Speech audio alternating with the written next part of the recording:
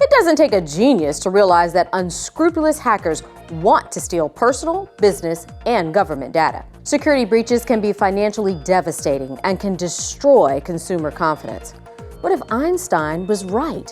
What if truly secure communication methods really can exist? What if Einstein's inspired methodology was available to you today? Would we start to take the issue of cybersecurity more seriously and have an honest discussion about what works versus all that has failed in the past?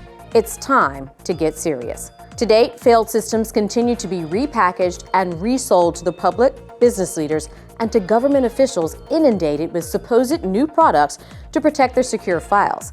Like a burglar alarm that sounds after the burglar has made entry, cyber monitoring will only tell you that a breach has already occurred or assess the high risk of imminent attacks.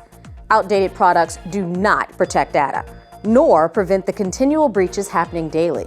The basic lack of understanding even extends to the highest levels of government. The President and Congress failed to protect the American people with the recent cyber protection law. Instead, the law encourages companies to share data with government agencies in exchange for immunity from damages when breaches occur. Ironically, the very act of sharing data actually puts that data at greater risk. Secrets shared are no longer secret or safe. Each sharing occurrence increases the potential for another likely breach. Likewise, the most touted forms of biodata security have been proven useless in fighting cyber terrorism.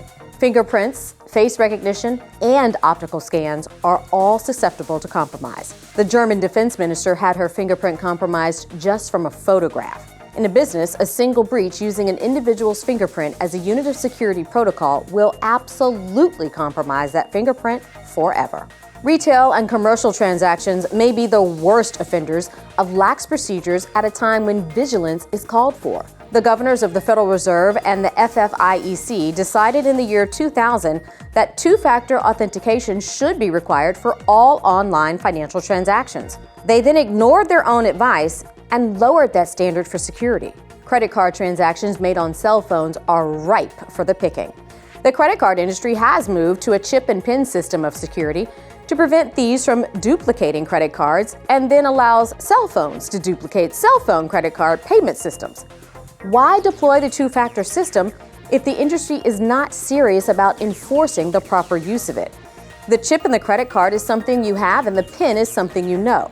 Consumers are being deceived by gimmicks like chip and PIN credit cards, leading to a false sense of security. Security requires a level of inconvenience that marketers have chosen not to be honest about. Finally, the root cause of every electronic security breach is the immense size of the current attack surface. If any browser, anywhere, can access secure portals everywhere, then every browser user on Earth has the potential to hack the code. The surface for potential attacks is therefore limitless, with the access model now being employed. Einstein was right. There is a solution. In 1933, Einstein foresaw both the problem and the answer. Technology advancements inspired by Einstein's thinking have now been achieved, and patents on that technology were first granted in 2012. The process is an embodiment of Einstein's spooky theory for ultra-secure communication, in which a communication node would wink into existence and link up to another node that also winks into existence to allow for secure communication between the two. When the communication is complete, both nodes evaporate, leaving nothing behind to trace or hack. It's not a theory anymore. The process has been proven and deployed and is now available to business and commerce after first being successfully integrated by the intelligence community. Are we ready to honestly start taking the issue of cybersecurity more seriously? How many more unnecessary security breaches must occur before industry leaders begin the discussion about all that has failed in the past and what really works now?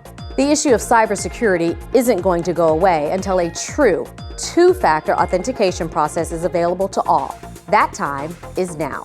Cyber Safety Harbor, your port in the cyber storm.